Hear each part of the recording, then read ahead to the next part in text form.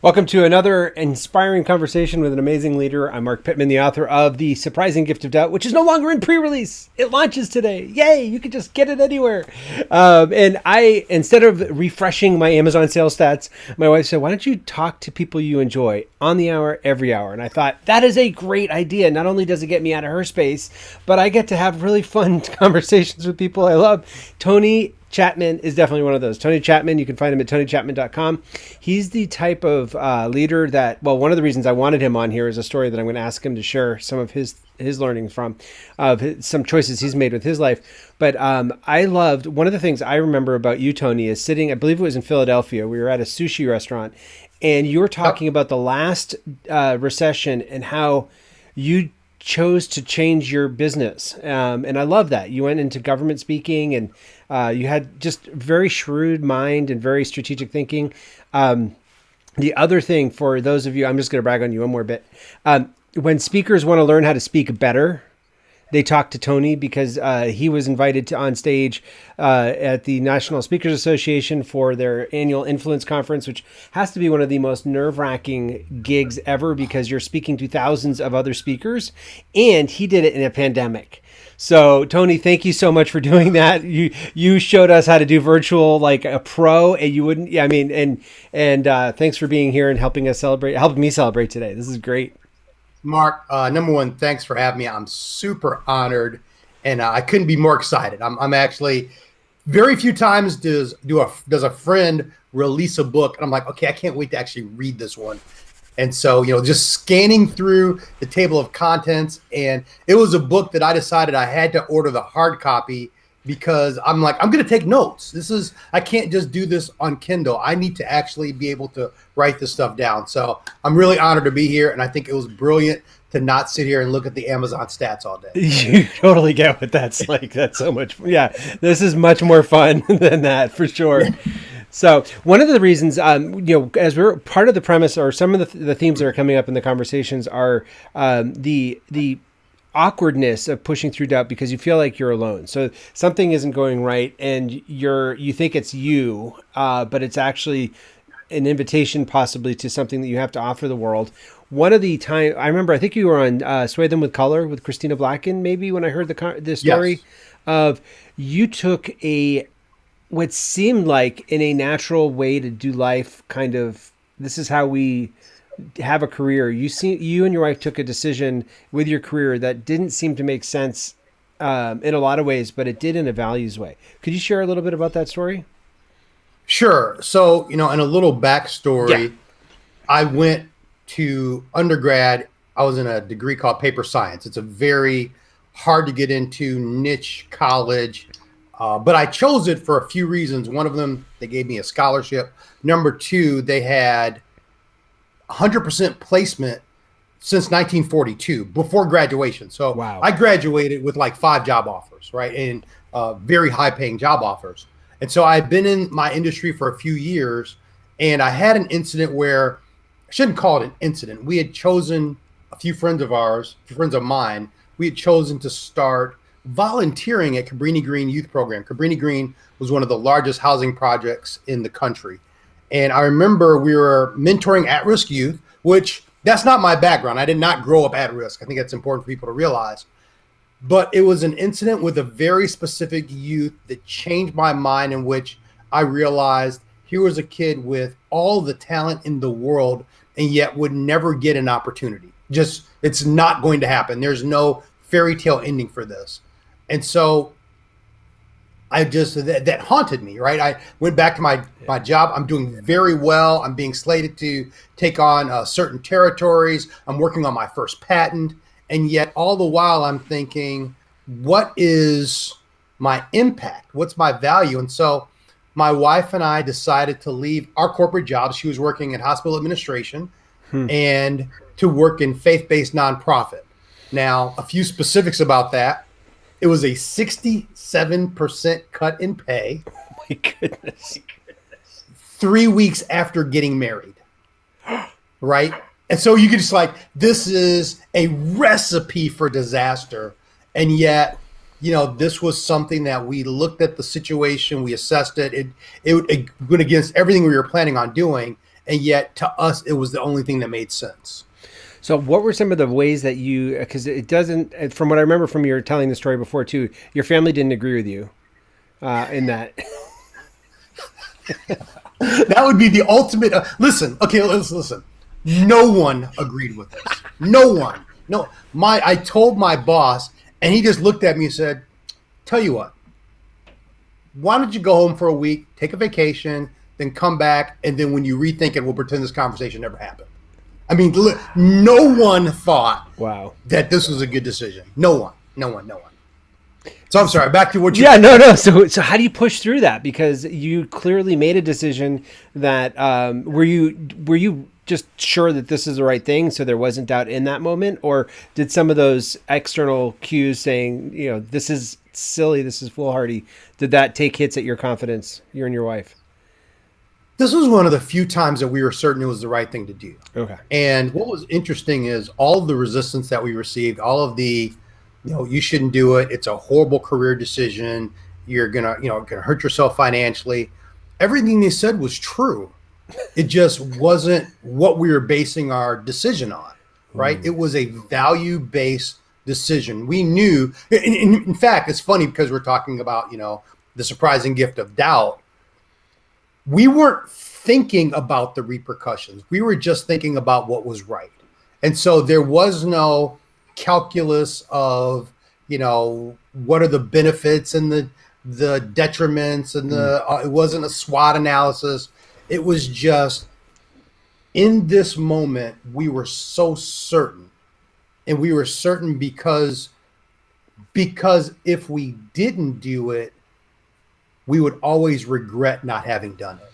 And I think that was the thing for us. And that's actually become a measure I'm using now for decision making. And as I'm talking to friends, it's like, I was talking to a good friend of mine 2 days ago, and he's talking about buying a property, but now the price is up and it's actually above market price, but it's still a good investment. I said, well, here's a question.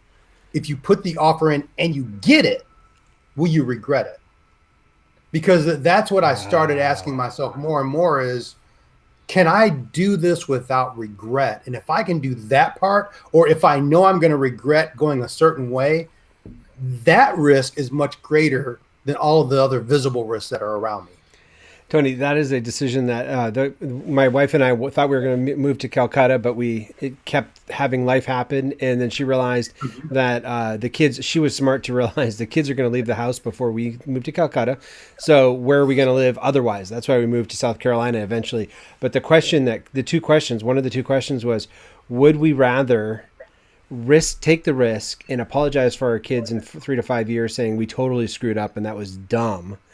Or would we rather staying put where we are and regretting it for the rest of our lives? So that regret, I think there's something about regret. Would you regret this that maybe is helping with the values? I'm so glad you mentioned values too, because that's part of the quadrant 3 model that's in the book is right here is values. Part of that, when you have really explored who you are and what you do, you have more confidence in moving forward, even in the face of a lack of logic or things that don't make sense, because it's you, it's authentically you. Were those conversations, did you grow up having those values conversations? How did that become such a centering point for you? It's interesting. I had a realization 2 weeks ago that I'm a lot more like my dad than I thought I was. It's like I'm making a decision. I'm going, I've called my dad. I called my dad once. I'm now 49, but I was probably about 35, and I called him and I said, I didn't introduce myself. I didn't say, "Hey, Dad, it's me." And I don't know where phone tech was at for him to know, but I just said, "You were making it up as you went along, weren't you?" And he started laughing because I just had this moment of, I know as much now as he did at his age when he was parenting me, but I thought he had it all figured out. Oh my gosh. So anyway, you're more like your dad than you thought. Yeah, I'm way more like my dad. So, it was less the conversation and more the decisions. Like my dad left an accounting job that was a phenomenal job to leave to go to another market. And it was less an economic decision and more of a value decision. And I realized it was never that they constantly talked about it, but it was what I saw. It was how they chose friendships, how they made decisions, what they valued, and how they, when things were challenging, how they made the best of it, and when things were good, how they, tempered their expectations and made sure that they were being good stewards of what was good. Then I think on top of it, by this time in my life, I had surrounded myself with a community of people who I could talk to about value-based things, right? I wasn't the only person volunteering at this program. It was myself and 3 of my friends. And so we could, and we were all young African-American professionals making, major waves. All of them, even now, are doing phenomenal things. One has his own jewelry brand. One is working with hedge funds. But we were all making these value-based decisions. And so it's much easier when you have, even if it's a small community compared to your overall community, when you have a small community of support, it makes a world of difference. Well, and sometimes it's the small community where you can actually be vulnerable and you don't have to worry about taking pot shots from other people that aren't necessarily safe. So that's really smart. What have you, as you've worked with leaders in companies and government and nonprofits, what have you found have been some ways that help leaders? We can become really toxic if we become closed off and start believing our own press, like that we have it all together.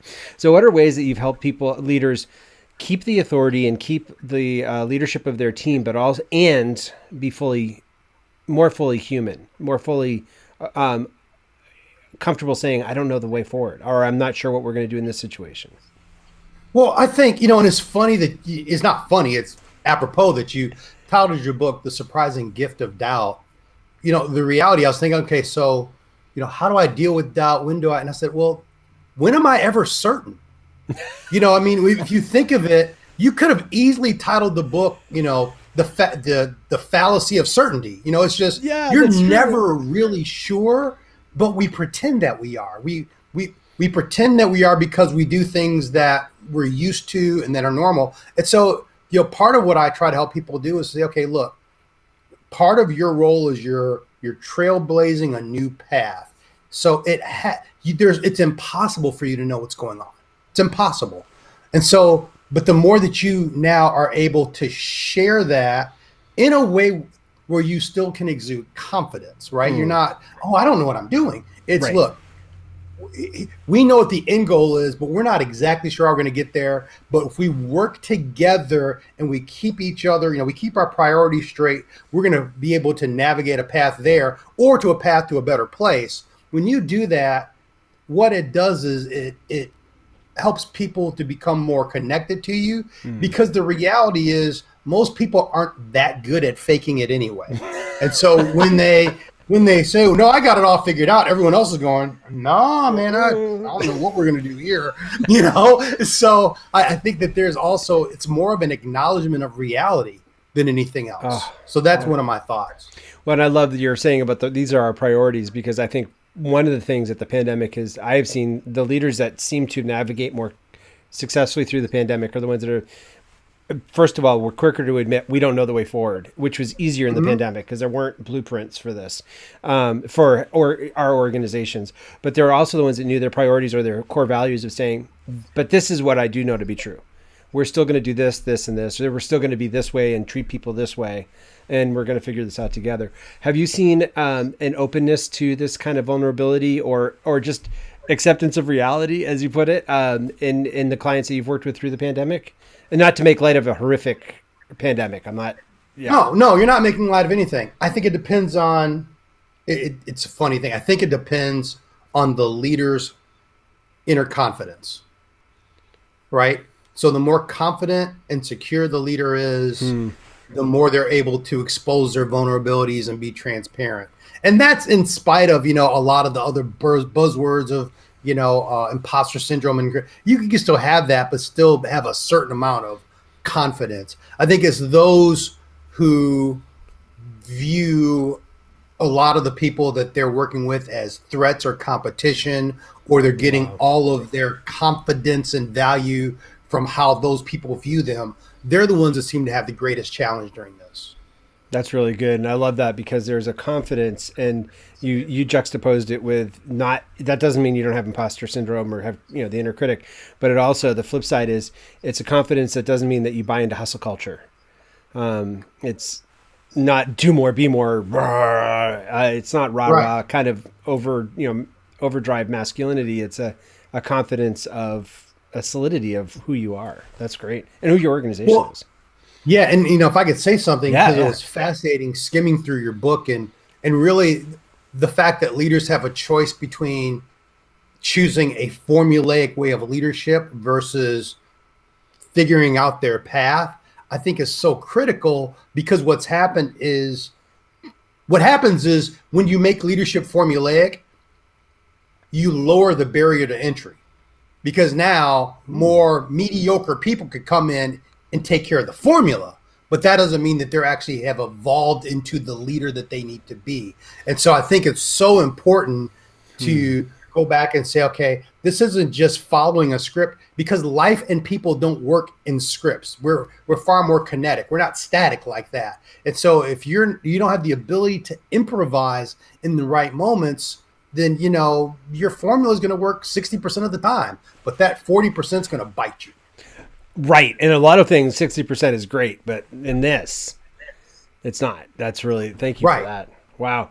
What are there, as we're hopefully coming out of this pandemic, hopefully moving into whatever's next, are you seeing some glimmers of hope about the ways people are going to be interacting, or the people you work with interact with their teams and themselves? Because I love that you said you have to have it starts at your home. It starts with your own personal confidence as you develop that. But Yeah, I think, it's fascinating. I think the pandemic has magnified our weaknesses, right? And so wow. what's happened is, with that, those who have, when the weaknesses have been magnified and those who looked around and said, oh, I didn't know those were there, let's address them.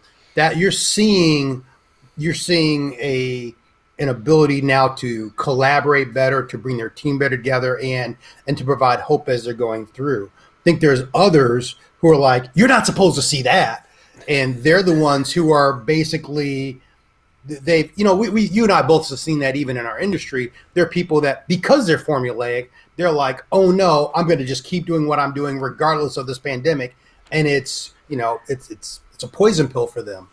So I think that's been part of the difference, is those who've let this magnification of weakness become an opportunity to work on certain things. I'm getting a lot of hope for them. And a lot of organizations have gone back and now said, here are all the things we need to address. We need to address inclusion, which was highlighted during this pandemic. Yeah. We need to address engagement, and we need to really address work-life balance. And we need to really look at all of these things. And then there's others.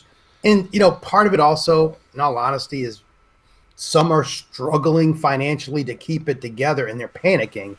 And they're the ones who are almost in quicksand. The more they move, the more they sink. Well, and the cortisol does mess up with. I'm going to be talking to Jessica Sharp later today, who's Sharp Brain Consulting, and she talks about how the cortisol messes up your executive function to make decisions. And so that is a reality, and it's not to, I mean, that's a sobering reality. Real. That, for sure. It's real. Absolutely. But I love that the approach to I had watched some of the people in our industry that said, this is what I do, this is all I do, this is who I am. And there seemed to be a glimmer or some sort of allure to that of, oh, I wish I could be that way. But I'm constantly learning, and I love adapting and growing, and I love it after sometimes more than going through it. But I appreciate you bringing that out, because the seeing our weaknesses, or just seeing that, okay, travel isn't, I can't be on a stage speaking anymore. Right. Yeah. And, I think you brought up a previous conversation about how I shifted my business from 2008 recession. I think for all of us, as this appears to be coming towards a close, it's what have we learned, and how are we going to adapt so that we're better prepared for the next emergency? And I think that's, the idea of the surprising gift of doubt. What this should have done in some ways is rocked our poor belief in the stability of everything that's around us, right? It's now it makes us go back and do, in your words, the inner work. And so part of the inner work is figuring out our mission, our plan, our values. And part of the inner work is figuring out, okay, this is going to happen again, right? Something happens in our industry every decade. It's going to happen again.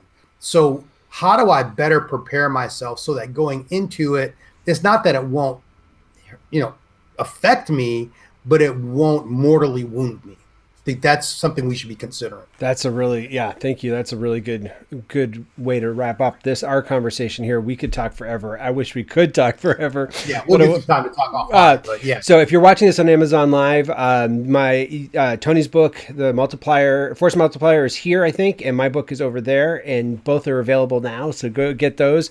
If you want to find out more about Tony, go to TonyChatman.com. And Tony, thank you so much for helping me celebrate this launch. I really appreciate it.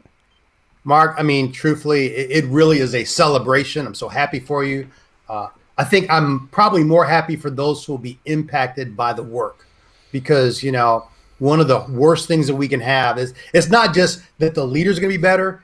It's that the people who have to work under those leaders will have a better experience because of what you're providing. So, bravo. And looking forward to the day where, maybe we're together celebrating with sushi and libations. Yes. Until then, that's great. Thank you.